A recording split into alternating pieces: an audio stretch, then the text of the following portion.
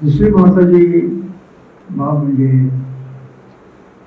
सध्या देशातील तमाम बुद्ध धर्मियांमध्ये थोडा असंतोष निर्माण झालेला आहे. प्रत्येक असंतोष आहे. आणि या असंतोषाची आग विदेशातील बौद्धांवर देखील दिसून येत आहे.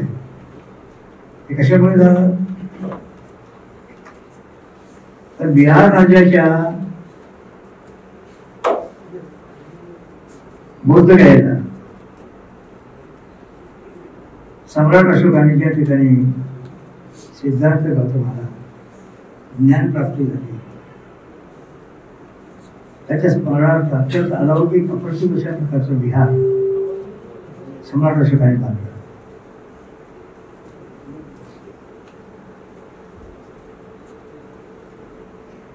आतापर्यंत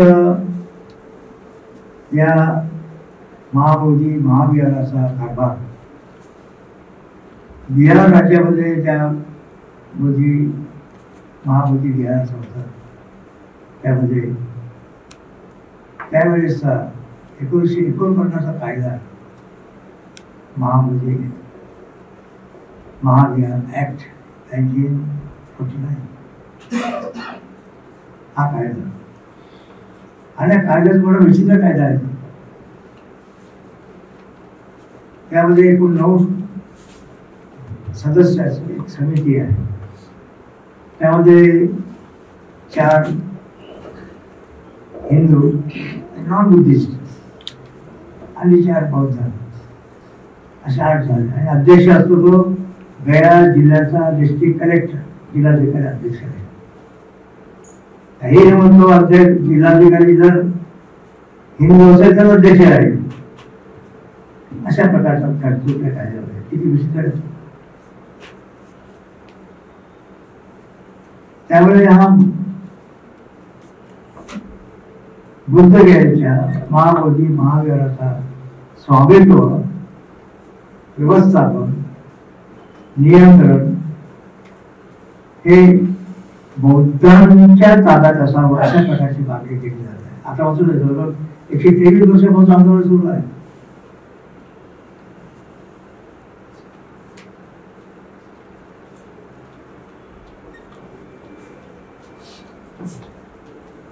आणि हे आंदोलन जे सुरू आहे बुद्धगया सुरू महाराष्ट्राच्या प्रत्येक जिल्ह्यामध्ये तालुक्यामध्ये देशाच्या अनेक राज्यामध्ये आंदोलन सुरू आहे महाबोधी महाविहार.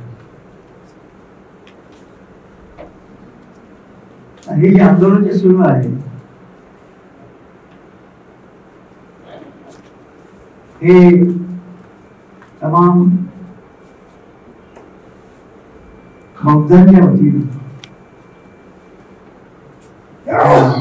महाबोधी महाविहाराचं रक्षण करण्यासाठी आहे.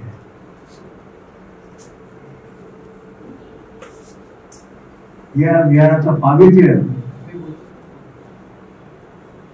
अबाधित राहावं यासाठी आंदोलन सुरू आहे.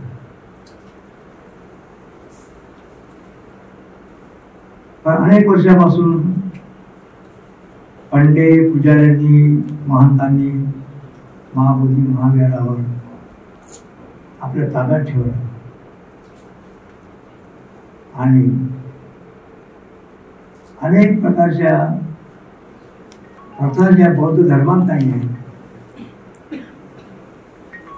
त्या ठिकाणी सुरू केले. ते तुम्ही एरवी काय म्हणतात ते पिंडदान वगैरे काय हे गोष्टी नाही बुद्ध धर्मात. पण तिथे अशा प्रकारे पिंडदान वगैरे सारखे प्रकार त्या ठिकाणी घडतात. हे जगातील बौद्धांचं अत्यंत पवित्र अशा प्रकारचं स्थान. जसं मुसलमानांसाठी मक्का आहे, हिंदू बांधवांसाठी अयोध्येचं राम मंदिर आहे, ख्रिश्चनांसाठी व्हॅटिकन आहे, जैन बांधवांसाठी त्यांचं जैन मंदिर आहे. मग ही विरासत जी आहे 2,000-2,500 वर्षापासूनची विरासत जी आहे बौद्धांची जागतिक बौद्धांची तिचं रक्षण करणं, तिचं होत असं विद्रुपीकरण थांबवणं. विद्रुपीकरणाचा एक उदाहरण सांगू का आपल्याला वेळ असेल तर? महाबोधी महाविहार म्हणजे प्रवेश करतात, प्रवेशद्वाराच्या अलीकडे 5 अशा प्रकारची मूर्त्या आहेत. त्या कापड झाकून ठेवले जातात. तिथे पंडित जे यात्रेकरू जे जातात, बौद्ध धर्मीय लोक जातात, इतर सरासर लोक जातात. तेव्हा तिथे तिथला जो पंडित पुजारी असतो हा नॉन बुद्धिस्ट जातीचा नाव नाही घ्या, नॉन बुद्धिस्ट बौद्ध असते, तो 5 मूर्त्या ठेवल्या आहेत. बुद्धत्व प्राप्त झाल्यानंतर गौतम बुद्धाने सारनाथाचे पहिला धम्म दिला. 5 भिक्षू होते. त्या 5 भिक्षूंना पहिल्यांदा धम्म सांगितलं. एनलाइटमेंट प्राप्त झाल्यानंतर सारनाथला गेला आणि सारनाथ म्हणजे त्यांचे जे 5 भिक्षू होते त्यांना पहिल्यांदा धर्म त्याला बौद्ध भाम्यामध्ये, जाती भाम्यामध्ये धम्मचक्र प्रवर्तन म्हणतात. धम्मचक्र त्या 5 बुद्धाच्या ज्या मूर्त्या आहेत त्याला पांडवाचा आहे, नकुलाचा आहे, सहदेवचा आहे, अशा प्रकारचे ते विद्रुपीकरण करण्यात पाहिजे. त्याच्यामुळे जे आंदोलन सुरू आहे महाबोधी महाविहार त्याचे संरक्षण आंदोलन सुरू आहे. बिहार सरकार किंवा देशाचं सरकार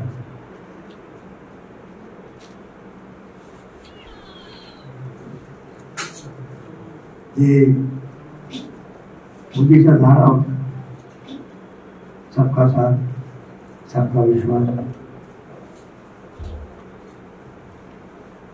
सबका साथ सबका विकास सबका विश्वास,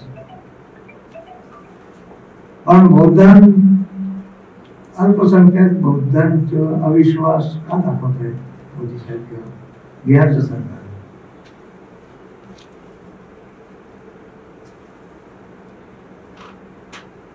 महाबोधी महाविहाराच्या मुक्तीचा लढा 123 वर्षांपासून सुरू आहे. टप्प्याटप्प्याने भिक्षू संमेलन ते महाबोधी विहारामध्ये जायचे. त्या तिथल्या काही लोकांनी जय श्रीरामचे झाले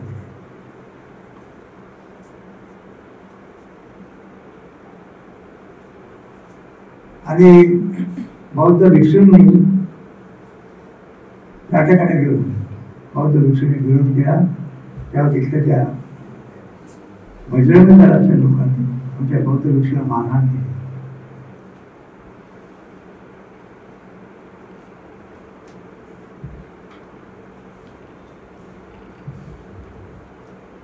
आणि तिथल्या जनतेवर अत्याचार केला. आणि पोलीस प्रशासनाने ज्यांना मारण्यात आलं त्या बौद्ध भिक्षूला अटक केली, बौद्धाला अटक केली. उपाळचा न्याय बिहारमध्ये सुरू आहे.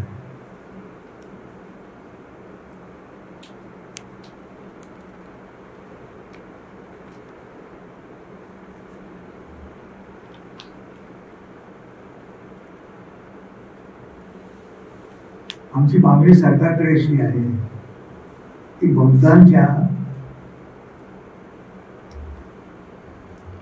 भावनांचा सन्मान करावा सरकारने. आस्था आहे आस्था.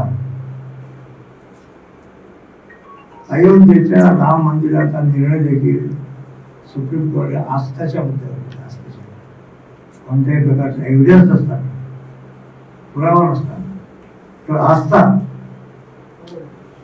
त्या देशातील आमच्या हिंदू बाबाची आस्था लक्षात घेऊन सुप्रीम कोर्टाने राम जन्मभूमीचा निर्णय दिला. आता महाबोधी महाविहाराचा प्रश्न देखील आस्थेचा प्रश्न आहे. त्या देशातील बौद्धांच्या आस्थेचा सकारात्मक विचार करून या मंदिराची देखभाल रक्षण करण्यासाठी हे संपूर्ण महाविहार बौद्धांच्या ताब्यात मिळावं ही माफक अपेक्षा आहे.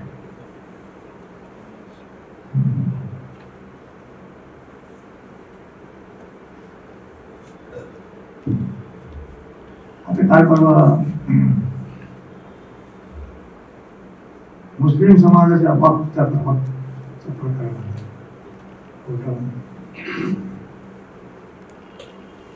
त्या वक्फच्या कायद्यामध्ये मशिदीमध्ये वक्फच्या प्रॉपर्टीमध्ये काही हिंदू प्रतिनिधी राहतील अशा प्रकारचे तरतूद केली. सुप्रीम कोर्टाने विचारलं की जर मुसलमानांच्या प्रॉपर्टीमध्ये तिथे वक्फ बोर्ड जे असतं त्याच्यात जर नॉन मुस्लिम तर त्या ठिकाणी आले, अयोध्येच्या मंदिरातील मुस्लिम घेणार का संचालनामध्ये ही साधी गोष्ट आहे. मंदिराचा मालक आमचा हिंदू बंधू असतो, मशिदीचा मालक आमचा मुसलमान भाई असतो, गुरुद्वाराचा मालिक आमचा शीख बांधव असतो, जैनांच्या त्यांची परंपरा आहे ते असतात. मग बौद्धांचं जे आहे त्याबद्दल असं काम सरकार वाटते सांगतो. म्हणजे माझं ते माझं आणि तुझं ते माझंच ही जी प्रवृत्ती आहे ही प्रवृत्ती बरी आहे. मग आम्ही सरकारकडे विनंती केली सरकारने अधिक वेळ न लावण्याचा त्वरित प्रकार द्यावा आणि महाभूती महाविहार